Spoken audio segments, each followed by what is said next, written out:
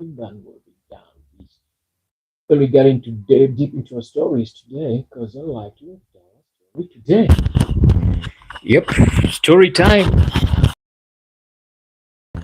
We do it story time, story time, story time, story time. And today I'm addressing the issue that is it Ndirangu Waruinge, this apostle who was a Mungiki and then he converted or he became a Christian and now he's an apostle. Ndirangu Waruinge. Yeah, that is the person I want to talk about now.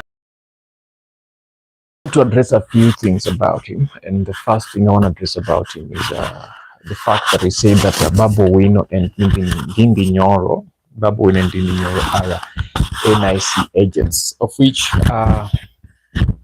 I find it to be out of place. Though he said some of those things that he said are his own personal opinion, and he brought in issues or various things that he thought will justify the fact that he feels that these two are NIC, how do I call them? NIC agents. I'm a national intelligence service. Probably I have a different opinion on that because not every information you have is right, and not every information you have can be relied upon or can be shared. So today we'll be talking about different things. We're talking about that issue of Babu Owino and this guy, Ndindi Nyoro being an NIC agents. Then we move to uh, a higher political arena that is President William Ruto and whatever is happening around. By the way, UDA are having a delegations meeting. I think that is at the State House. Every person who's been elected from the grassroots, from the UDA, for the UDA, they are at the State House now for their meetings at the State House. So that is so interesting. So let's go to Ndirangu Waruinge. Ndirangu Waruinge, I know you are so much. Some of your information is more reliable, but most of that is not reliable because of some other facts. And peak at the point from the angle of like you're fully informed on what's happening around the country and some of the other factors of which I cannot dispute at all because you know better. But at some extent, you talk about things that I feel you might like. That is what you coming up with in your own mind, and you want to talk about that.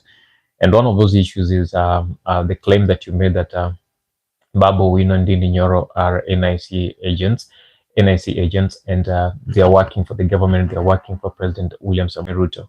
I will not believe that is true personally because of some other reasons I'm going to give this. Babu Owino is a complete antagonist. It's a complete a disbeliever of what William Samoei Ruto is doing. He doesn't believe in what William Samoei Ruto is doing.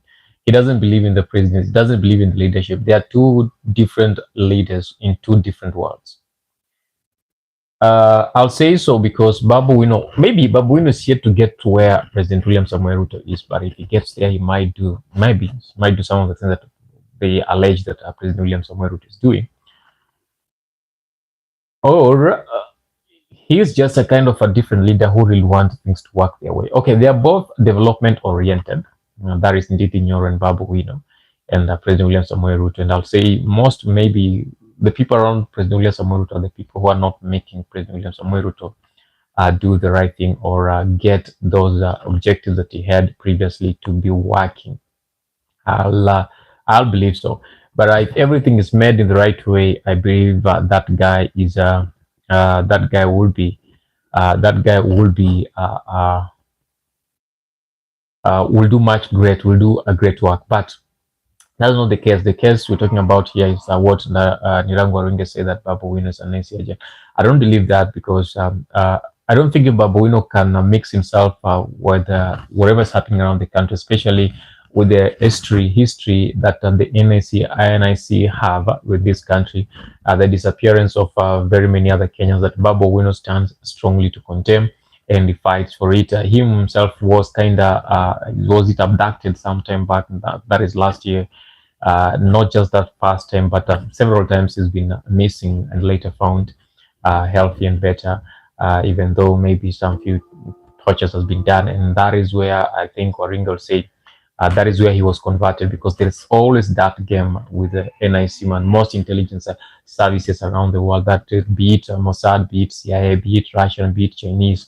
There is always a way, if they get you in a problem, if you're a problem with them, or you are a problem at them, there is a way they will get you and change you to work for them, or become a double agent. You're working on the other side and you're also working for them. So if you're working for espionage for US and you're caught with the Russian intelligence, they might make you become a double agent. You're working both for Russia and you're working for US. So you're stealing the US secrets, send them to Russia, as you steal the Russian secrets as you send them to the US. But that doesn't really work perfectly, because that country that has caught you stealing the secrets will not give you real intel. They will give you wrong intel, and if they give you real intel, that intel won't be of no help to the other people. So that is how it works once you're converted.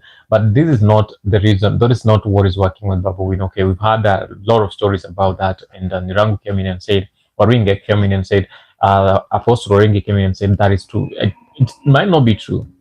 I know we've not seen the guys after Babu Owino of recent, but that doesn't mean that they will not go after Babu Owino even in the future. They will still go after Babu Owino in the future, as long as Babu Owino does not stand with what the government really wants. And if that is the case, they'll be following up with him to see whatever he's doing, wherever he is, and whatever things are happening around him, and even all these other things. They will want to know, because he's a public figure and a person of interest when it comes to whatever they're doing. So with that one, they will follow him. But him turning him to become one of them will be, how much will they pay him to become one of them? And he is a simple, Babu himself is a symbol of what I'd call a symbol of democracy. Someone who believes in the democracy, someone who believes in freedom of speech, freedom of expression, freedom of whatever the democracy of this country states. We've seen Babu Owino standing for people who've been arrested and falsely charged by the government of the day, and he has stood for them as a lawyer. He stood in their place as a lawyer, and he has been able to acquit, or make the judges, prove to judges to acquit them free of charge from whatever case they might have held themselves in. So with that, we will not take him as an NIC agent at any cost. He is not, and I don't think he will ever be, unless something else happens. And if that one happens, we'll come here and tell you, yes, that is what is happening currently. Let's go to someone that we call the best working MP. That is in Kiharu Member of Parliament, that is in Ndindi, Nyoro. The only county in Kenya, the only constituency in Kenya that parents are paying only 500 Kenya shillings for school fee. But other counties around the world, around the country, parents are struggling to send their children back to school, or maybe transition from grade 9 to grade 10.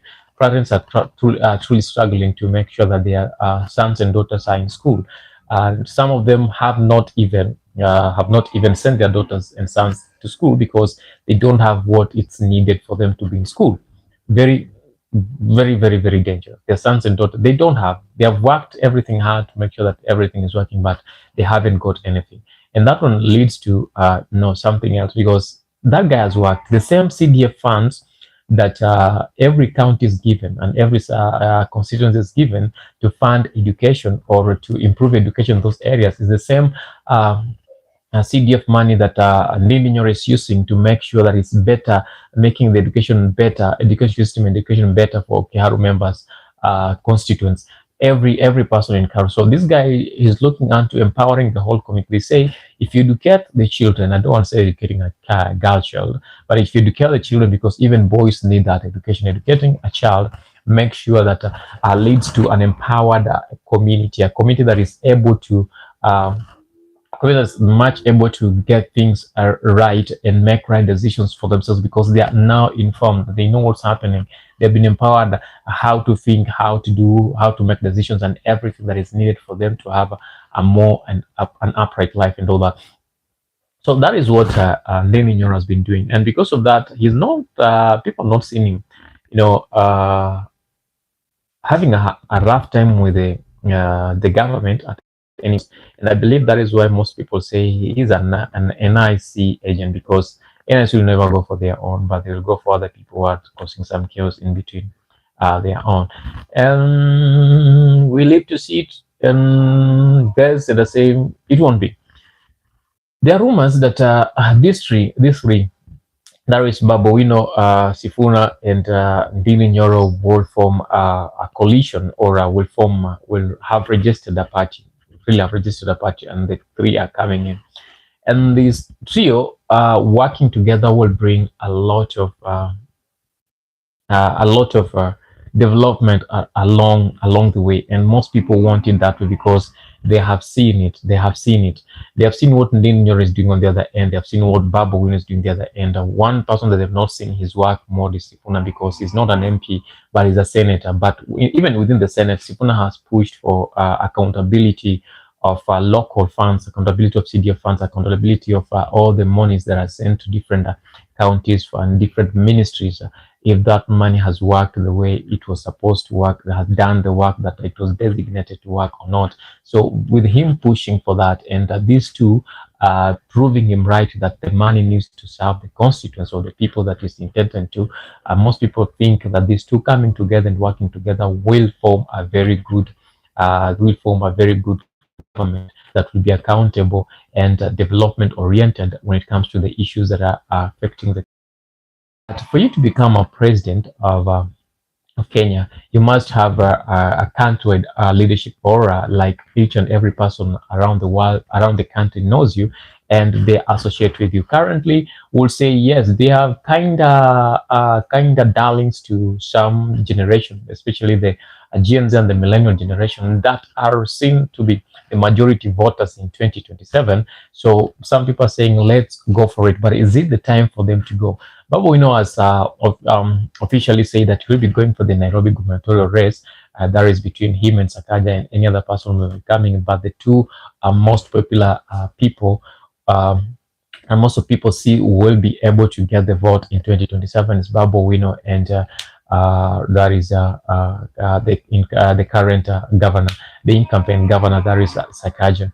And most eyes are looking into Babu Owino to beat Sakaja very early in the morning when it comes to that elections, because most people see that Nairobi has failed under the leadership of Sakaja. Nairobi is not working. Nairobi is not working, and things are not working. We've previously seen dirty streets. We've previously seen poor leadership within the city, corruption scandals within Nairobi city, and that is what most people say. No, Sakaja is not well fit for this government or for this county. We need someone who is more informed and all that. Talk about the education, whatever qualifications that are between Babu and Sakaja. People look into that and say, because of this, we don't really think if Sakaja is in a position. We need someone who can at least make things right decisions for the sake of the development of the county, and not this. So Babu, has not positioned himself to go for the bigger seat, the bigger national seat, that is the presidential seat in 2027. As for now, maybe he's looking into it to look is maybe putting everything aside and that trying to mobilize all the needed resources for him to be able to go for that seat in 2027. In 2032, not 2027, but for 2027, he's opting for whoever might be there, but not President William Samoei Ruto. But if not President William Samoei Ruto, who again will be in that position, that is something that we'll be looking into its entirety and try to understand what is it that most of these people need, and what is it that they want to do when it comes to those politics of that area of leadership. Ndindi Nyoro has not expressed any desire to go for the presidential presidency that is in 2027. Is yet silent. Not so sure if he might be going for any gubernatorial race. He's also silent on that. He's really concentrated on working and delivering for his people of Kiharu constituency, with less talk about any other next step in terms of leadership. But he's so vocal in pulling up very great scandals within the country, and mishaps or mishaps that the country leadership is doing, Like previously talking about the Safaricom sales deal that I said that the government is going to lose billions of shillings if they continue with that, and pulling up such a things and empowering young people when it comes to terms, not just young people, but empowering people when it comes to money or issues or investment issues. And talking about the great investments that the country has in, the country just pull up, the leadership of the day just pull up another investment program or interest or shares buying program that is in the Kenya Pipeline Company. But the country is selling, the government of the day is encouraging Kenyans to buy shares at 9 shillings per share, but at least you buy a shares of up to 1,000. The minimum share should be 1,000. That is at nine shillings. You get at least 100 shares. If that is the case, and people were asking Kiarukon's MP. That is Ndindi Nyoro, if that's a good deal, because he's been opening people's eyes when it comes to buying shares from the government or from the parastatals. And they said he cannot stop anyone to do. He cannot say yes. He cannot say no. And with that alone, many people think like, oh, what is not happening over here? Have we lost the track to at a given point, or is it a good deal or is it a bad deal? But all in all, it is whatever decision you make as a person. He might say, he might do, he might encourage you to do all these things, but now it goes back to us as individuals whether we really want it or we don't want it. So far he has not shown that interest in any higher office within the country. The same to Sifuna, as much as he's so much vocal about the odium issues, talking about how odium is flawed and how he feels that odium should stand for its own objective, and whatever is enshrined in their constitution when it comes to defending the democracy of the Kenyans and making sure that there is a better life. Yesterday on Citizen Live with Yvonne Okwara, he said that there are things that some ODM members are doing,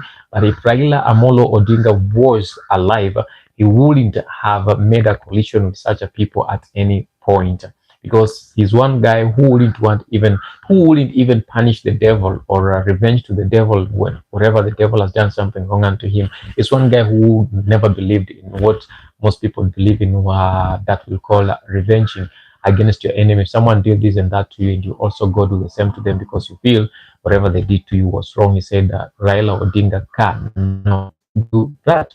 So with that put in place, these three that people are calling for a coalition are not a bigger seat of national seats 27, maybe in 2032 as we move on.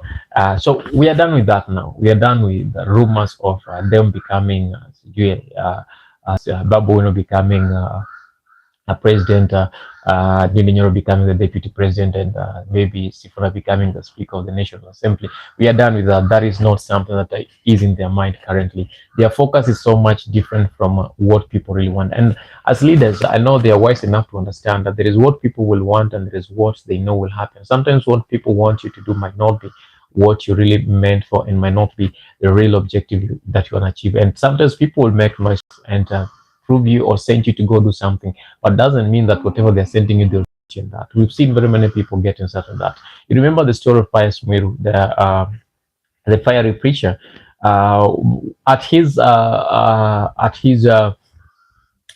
helm of greatness. I think people charged him to go for presidency. Yeah, people charged him to go for presidency, but and after the results, he got less than 100 votes. Yeah. But I remember his church and people who believed in him, people who believed in him as a preacher were very many countrywide. The people who just listen, every homestead will listen to Pastor Pius Miru preaching, Kuna Nuru Gizani. All the radios were on very good volume to hear what the man of God has for that day. But when it came to him vying for a nationwide, there is a political seat. The very people who listen to him, the people who listen to his preachings, were not ready to work with him when it comes to politics.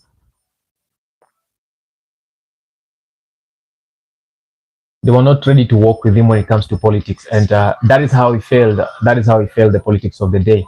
So it's not that much easy for people to think that whatever people are asking you to do is the very thing that they'll support you in that. A few people will, and politics is not about politics is not about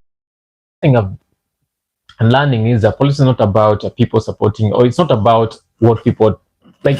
It's not more of a democratic game as most people look into it. It's not that way. That is not the politics of the day. Maybe sometimes back it used to be, but not in this era. And I don't think if it ever was like something that you just talk to people, especially on the helm of the largest seats of the nation. Maybe the presidency, yeah, the presidency and all that. It's not just something that you talk to people and people agree. There's some other things that these people add into it that makes it become. And in Kenya, we've had the history. We've had people saying that there's what's rigging in the presidential elections. Since I started seeing elections in this country, yes, we've had that song of rigging. The only elections that was done without the rigging calls was the outswearing of the former president of Kenya, that is Mzee Arap Moi, who's late now. There is the transition from Moi to Kibaki. That was the only smooth transition when it comes to the Kenyan politics. That is where people voted overwhelmingly for Kibaki and opposed the candidate that was promoted, or the candidate that was brought in by Moi, that is was Uhuru Kenyatta by then. But after that, the second term of Kibaki was marred with a lot of irregularities. And Raila said, came out and said there was a lot of rigging, and that is what the famous 2007 general elections that held the first time Kenya had a lot of post-election violence, deaths, and destructions of property. That is what sent William Samoei Ruto and Uhuru Kenyatta to The Hague. And from there, they became friends. When they came back in 2013, they vied friends in Hague. They vied for the presidency. They got it again. Things happened in 2013. Not that much as 2007, but 2013 it really happened was. Then 2017, the same thing happened again. 2022, the same thing happened again. The calls of rigged elections all through. And that, with the other information we've seen from other places, would say there's never been a democratic election anywhere. Even in the US, recently we've had rumors of Trump has always been saying this, that the second time he ran for the presidency, the Democrats stole his elections. There was rigging of the elections and all that. And after the rigging of the elections, he lost it. He was okay with that. But still, the Democrats could pull all the strings possible to make sure that Trump looks like a villain in the whole story. And that worked better for them, but it don't work better for them. When Trump came back again with the reality and truth on the case, he's been voted again. He was voted again as the president of the United States, and he is now. And he talks about that. And let's go to China, where things are not democratic as people say, but there is a communist party. Communist party, there's no elections, but even in the communism party itself, people are not just loyal to each other. We've heard of the purging of the most trusted aides and trusted leaders within the Communist Party of China by Xi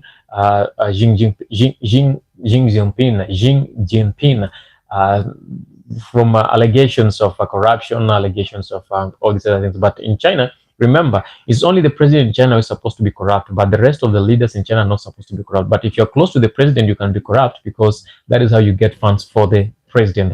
That is Xi. But if you are any other leader, you're not supposed to be corrupt, because if you're found guilty of any corruption, you will be hanged. That is in China. It's only the president supposed to be corrupt. The rest of the leaders are not supposed to be corrupt. Unless you're allied to the leader, you can have a very small door for you to be corrupt in China. Let's go to Russia. Same thing happening in Russia. There have never been a democratic election in Russia since Putin took over the leadership of the president of Russia. He has been the president of Russia for all this long. He has been the president of Russia for all this, and he's still the president of Russia, and he will continue being the president of Russia for as long as he still lives, and maybe death will do him part with the presidents of Russia. We've seen other leaders coming up to contest against Putin, but they will disappear they will disappear from they will disappear from the politics, and they also disappear completely from existence. Like they will cease to exist for whatever reasons, we don't know, but whatever reason they will disappear and exist. Never to exist again. That is in Russia. We talk about other African countries that democrats have not been seen. We talk about whatever we just witnessed a few weeks ago. There is in Uganda. President Yoweri Museveni has been the president of Uganda for the longest, 40 plus years now. He's adding his 5 years. That should be 45 years now. And any one person who comes in to contest against him, to challenge the leadership, his leadership, that person is faced with a lot of brutality, faced a lot of brutality. Let me just say brutality and torture. We talk about Bobi Wine Chagulanyi, talk about Besigye, people who've gone under tough time within the leadership of Yoweri Kaguta Museveni, just because they're trying to say Uganda needs a change in leadership, Uganda needs another leader. Yeah, you've been the leader for Uganda for the longest, and this is what Uganda have been able not to achieve during a time we believe that they should be changed. Yes, the Ugandans themselves need change, but the ruling administration doesn't need to let the leadership go. Ugandans themselves would want that change, but the ruling party, that is NRM, wouldn't want to let the leadership go. Maybe there is something that they are hiding that they don't want us to know, or they don't want people to understand, because they know once they are out of power, there are things that they might have done that people will be made. It will be made known to the people, and people start pointing fingers, and maybe that is what they want, and maybe he feels. And now the only way is to live in leadership until the end, to be the leader of Uganda to the end.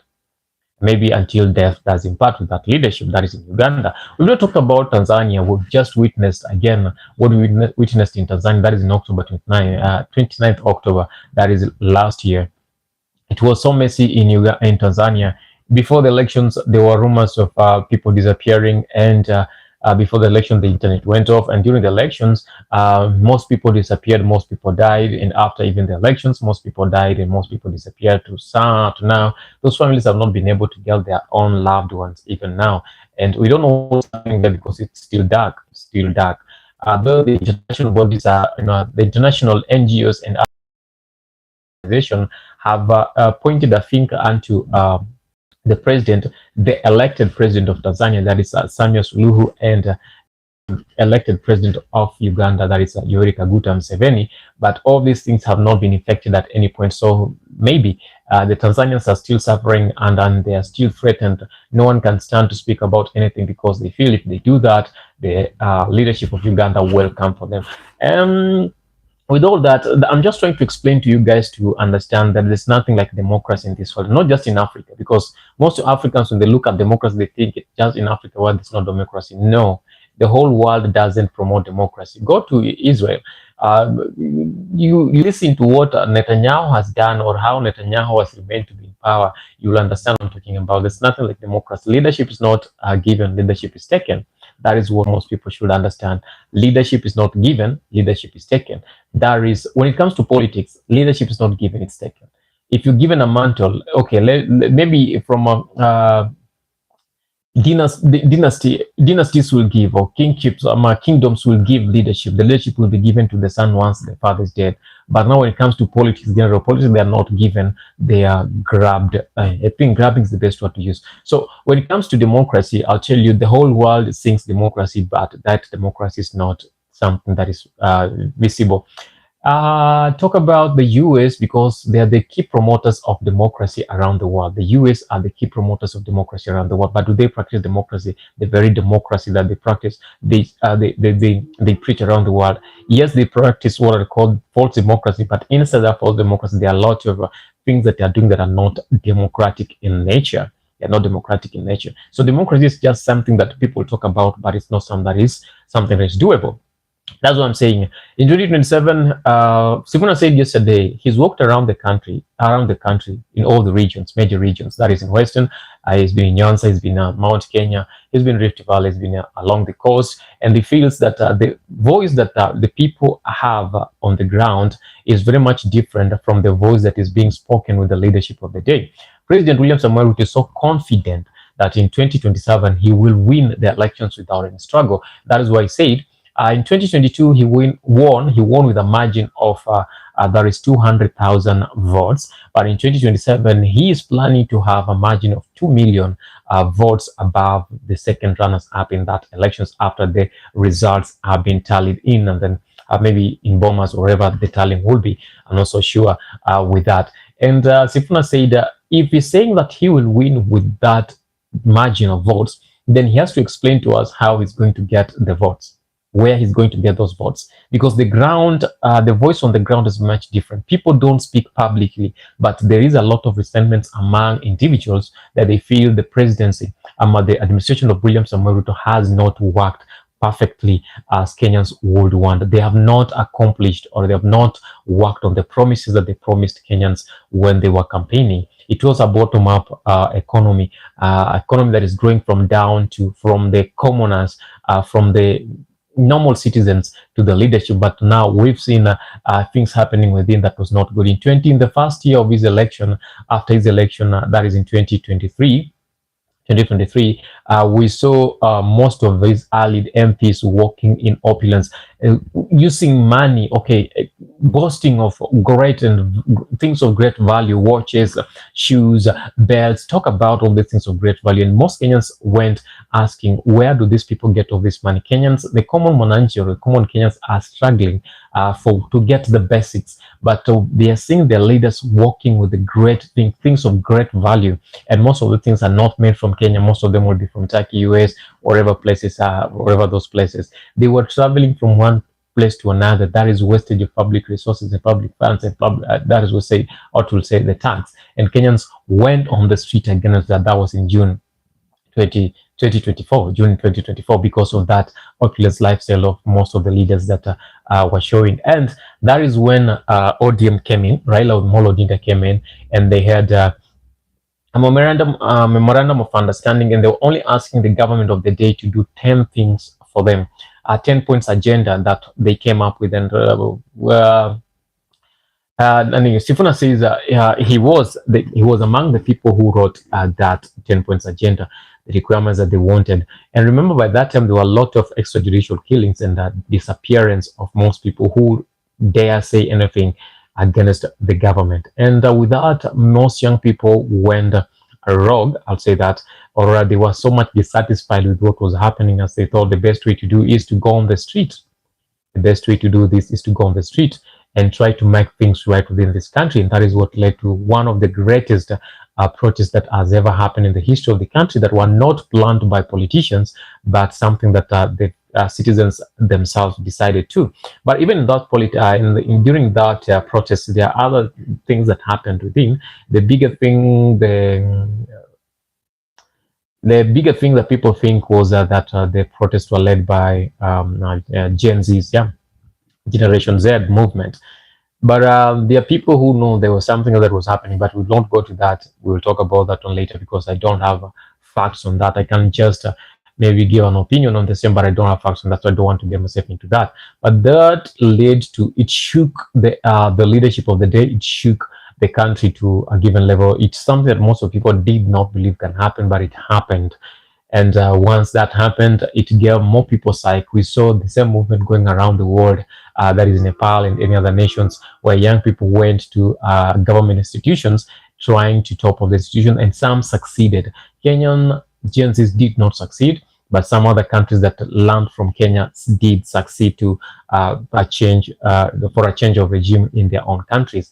But that sent another message. Now, every politician who's coming in, their main target is not the millennials, it's not the boomers, it's now the generation, the Gen Zs, because they feel that now the mover, there is a shift in knowledge, there is a shift in power, there's a shift in spirituality, there's a shift in everything all around. And some people tell you every after 50 years there is always this move, or after 10 years there is always this move, and every after 50 years, 25 years and 50 years there is always this move around the world. Things are changing, not just physically, but spiritually, economically, and everything. And that is why most of the time you're seeing whatever is happening around the world now. There are a lot of wars that the US is involving themselves in to try to stop them. But the real thing is not stopping those wars. It's something very much different that we'll ever dig into. Maybe today at night we'll be talking about that one. We'll be talking about that on later stage, the issue between Iran and the US, and how China and Russia coming in, and what might be the possible outcome of that. We'll talk about one today at night, maybe as from 10 p.m. onwards. We'll be talking about that. But for now, let's narrow back to our country, Kenya. So 2027 is heated up and it's coming so hot. And the people who've already shown interest in that will be President William Samoei Ruto, who is going around the country and trying to mobilize and trying to strategize.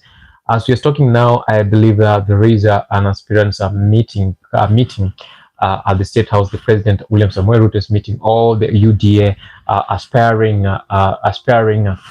aspirants around the country. They traveled yesterday night. The intel that you have is they traveled yesterday night, and now they are having their meeting with the leader, the party leader, that is William Samuel Ruto, and that is why he's trying to bring all these things together, establish a more solid ground from the grassroots, more solid ground from the grassroots, and that is why he's so confident that doing that is a very good strategy for him that will make him win the elections very early in the morning. So for him, he's so sure of that, and he's already working on the ground.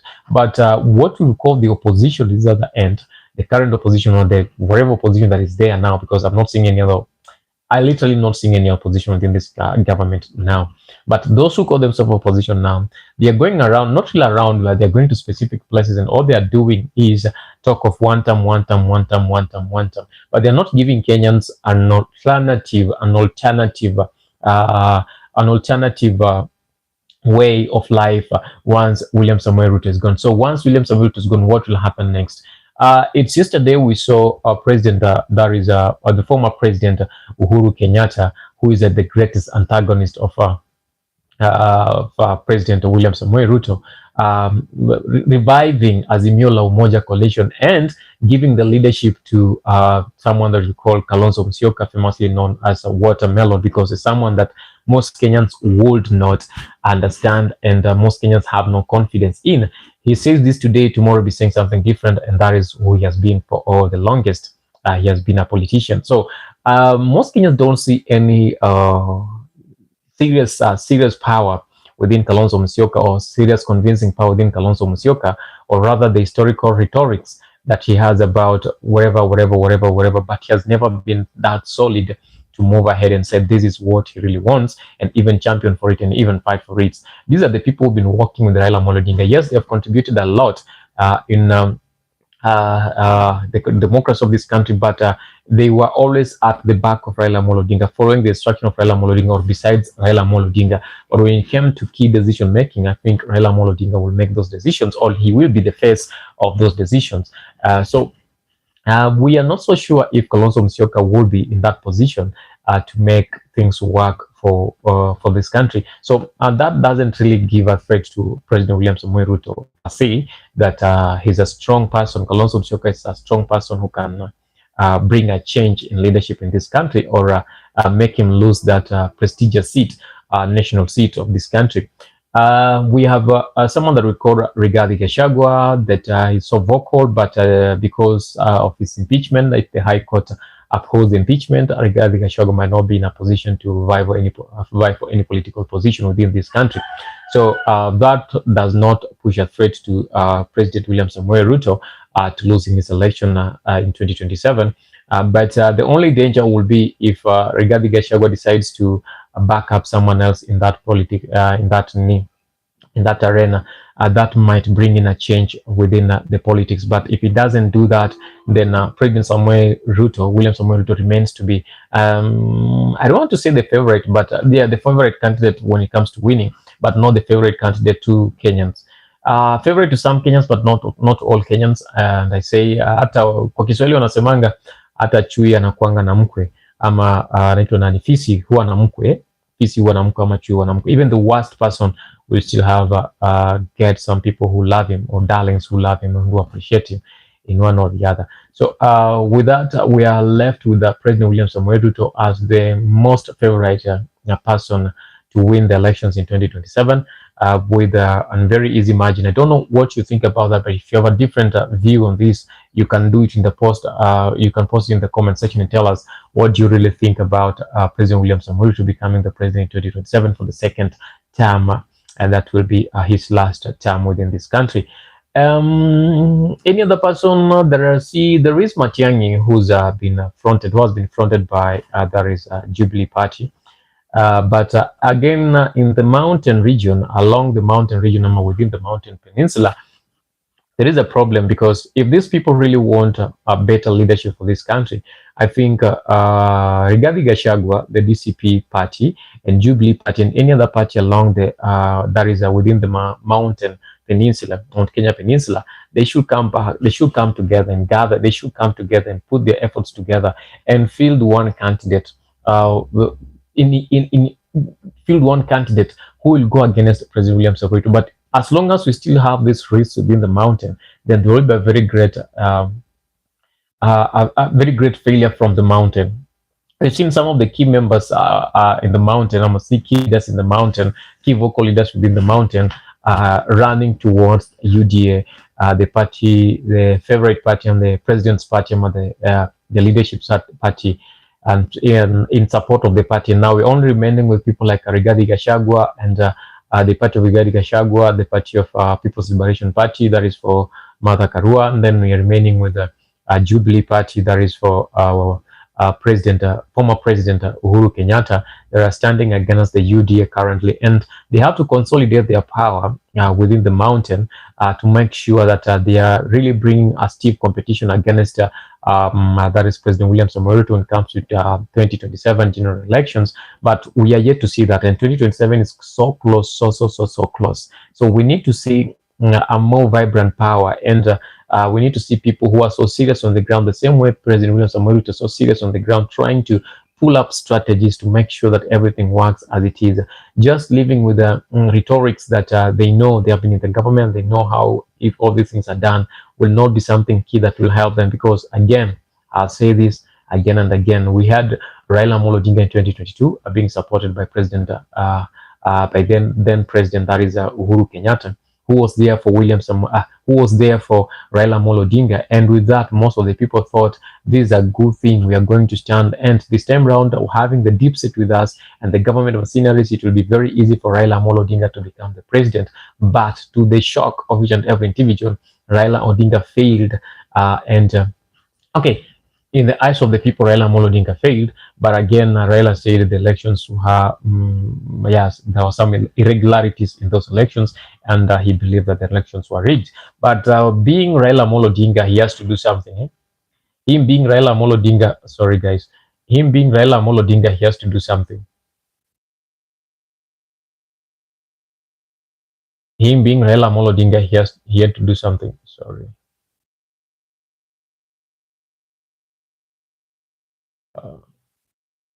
Where's my light? Yes, him being Raila Amolo Odinga had to do something, and there was a handshake that was there between him and President William Samoei Ruto that brought to the whatever people call the broad-based government. Some call it broad-based government. Some say it's not a broad-based government because they had no need to form a broad-based government. But that is what happened. Yeah, I got the light in the right position. That is much better for me now. That is what most people think really happened. So 2027 will be more, say, it might be more chaotic when it comes to campaigns and even the elections. But we are hoping that God will take the lead and everything will be okay within the country. We won't experience what we experienced in 2007, 2013, 2017, not even in 2022, but it will be a very smooth transition to power and to government when it comes to power change. If at all President William Samoei Ruto will win the elections again, better. If you won't, again, we believe let it there be peace. With that put aside, as I said earlier, I have not seen any serious movement from the opposition, and we're yet to see a well-defined opposition that sees that we are ready to do this and work with Kenyans on this and that yet. But we are hearing rumors of whatever we call opposition. Now, is it yesterday that Kalonzo Musyoka said that they should change their name, rename themselves from the United Opposition to the what is called the alternative government, and that one alone, okay, for people who think like me, that one alone brings in a lot of questions and answers. When you talk about an alternative government, that means that there isn't a government that you know is, and you want to form another government, and that is more of a rebellion language, you know, a rebellion language that we know there is so and so as a leader, but we want to come up with our own alternative government. That is what we saw happening. Was it in 2017 or 2013 when Raila was sworn? There was a swearing in of President. That is Uhuru Kenyatta. But on the other hand, Miguna and part of his team were also swearing Raila Amolo Odinga as the president of the people because they believed that Raila Amolo Odinga had won the elections, but there was rigging on part of Uhuru Kenyatta, rigging to favor Uhuru Kenyatta's second term in power, and that made the Kenyan government or the Kenyan nation would have had two governments: the government that is loyal to the people, the government that is loved by the people, and the government that is not loved by the people. That was the government of the late Raila Amolo Odinga and the government of Uhuru Kenyatta. But again, at the end, there was a handshake between President Uhuru Kenyatta and the late Prime Minister Raila Amolo Odinga, which led to a coalition government that was previously not something that Uhuru Kenyatta would have wanted in his party. And that is what led to the fallout between William Samoei Ruto and Uhuru Kenyatta, because William Samoei Ruto never wanted that coalition. But that coalition to Uhuru Kenyatta was very much important for the country to move forward, But to William Ruto, he did not want that, and that was what brought to the fallout. So after the fallout, President William Samoei Ruto started campaigning as early as possible. I think that is what made him get elected in 2027, 2022 that easy, and that is what he's doing even up to now. So it's kind of tricky. It's kind of tricky when it comes to Kenyan politics and leadership at large. It's kind of very tricky, but we are hoping as things will be very much okay, and we're hoping that the united opposition that is renaming itself to the alternative government will do something serious and something tangible, because whatever is happening now, we get everything done. Yeah, is it 3 days ago, or 3 days ago, or 4 days ago, or 1 week ago, we saw President William Samoei Ruto touring the Nyanza region, and what he's doing is trying to be a darling to the Luo people. Now that Raila Amolo Odinga is no more, he has to find a foot among the Luo people, among the Luo pins, because that is where he feels there will be majority of votes. He wants the Luo vote. And for him to get the Luo vote, he must make sure that he is becoming a darling to the Luo people. And how does he become a darling to the Luo people? It's visiting. They have had a very bad history between him and the Luo people, especially after the deaths of some people within the Luo community, and that some people say it was more of a targeted strike or surgical strikes. We can talk about military language, targeted strikes to some of the Luo people to try to silence them, because they believe that there are people who are bringing in what we call, who are so massive when it comes to protest. Just because Baba said this guy will go on the street and try to protest, and because of that, most people felt like, no, we have to do something on this, and that was a way to silence them and bring them to silence them and bring them under control. So with that history, he feels like going back to the Luo community and trying to woo them, trying to talk to them, trying to to seduce them, will make sure that he gets the votes the Luo vote in 2027. And yes, he started winning the hearts of some other people within the Luo community that were so much against him. We've had people like Opiyo and we've had people like there is why am I forgetting the name of this woman? Gladys Wanga. I've had the people like the CS Finance, Mbadi. We've had people like and Junet. We had all these people coming in and in total support of the Odium coalition between that is Odium and UDA, saying that they will totally support President William Samoei Ruto to become the president of Kenya in 2027 for the second term. And they're saying that is what Baba would have wanted. But again, in the very Odium itself, there are 2 fractions to 3 fractions. There are those who believe that it's good for them to support the UDA or former coalition government, the UDA, and there is that believes that that is not the call of the day and that is not the cause of the day. But there is something that most people need to understand when it comes to the Luo vote. There's something that most people need to understand when it comes to the Luo vote, and I believe we'll talk about that in a very, very, very short video, and then we post it for you guys to understand, and you guys will tell me whether my analysis of the Luo voting way will be true or not. If you feel that will be a very a direct representation of the Luo voting pattern, then it should be good for you to subscribe and even share some of the part of the information that I'll share here. But that will be in a different video on this. So far, President William Ruto has really concentrated on the Luo nation. We've not seen him so much among the Western, that is the Luo Mlembe nation, so much. But like last year during the by-elections, we saw him much, but he sent his people most, but he himself was not that much vocal. Though he traveled, he had some tours to the Western region, Mlembe nation, but not as much as we are seeing him do within the Luo nation. We are seeing experiencing some uh, developments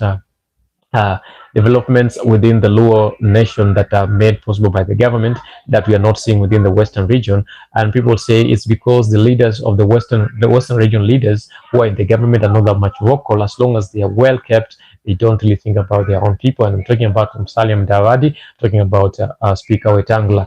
And these are the people who are so much vocal in the government who should be calling or bargaining for a better cake for the Mlembe people. But to make things much worse, they've been in the government all this long, but it's nothing better they have ever campaigned or fought or put into place for the Mlembe nation people, which is something that most people get it get it tough, and they are trying to ask what's not happening with these guys. Is there something better they can do for the Mlembe nation, or should just the Mlembe nation they not really to look unto them and not depend on them for anything? So with that, I think President William Samoei Ruto is banking on these two, putting his betting on these two people to try to give him the Mlembe nation vote.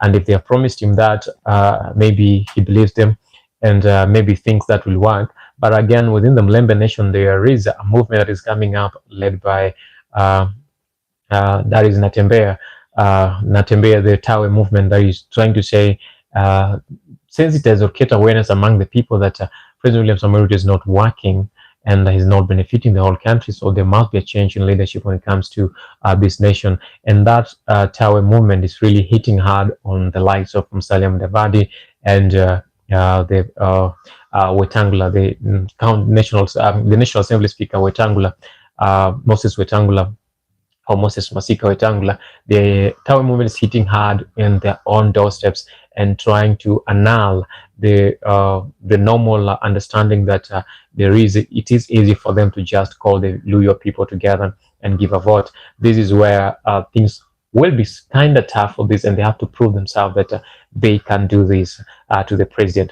And with all these things happening the way they're happening, the thing is, what will become of 2027? What does most people want for 2027? We're walking around the country, different regions, asking questions, and we'll be getting all these things together, compile all these things together for you, and give you a final report on what the people are looking for around the country. Is it something that is more of great interest to the people, that they want the president to be there, or what will be happening in 2027? And to that, we call it job done.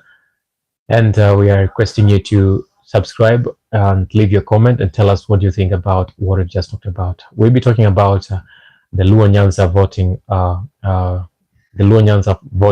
manner, or the Luo Nyanza voting pattern, and then we'll be concluding on that. And then, as I told you, in the evening, that is at 10 p.m. Onwards, we'll be talking about issues that are happening with the Middle East. That is the US, Iran, and other proxy nations that are following either nation on this war, whether the US will completely strike Iran, or they will have what they will call an understanding, or the negotiations to reach to an agreement in the same place. All in all, we will be here live with you guys, and we hope you guys will gather together with us in the same. I love you. Until the time we meet, it's been your host, Alan Hoy, reporting for Alan Hoy TV. Bye.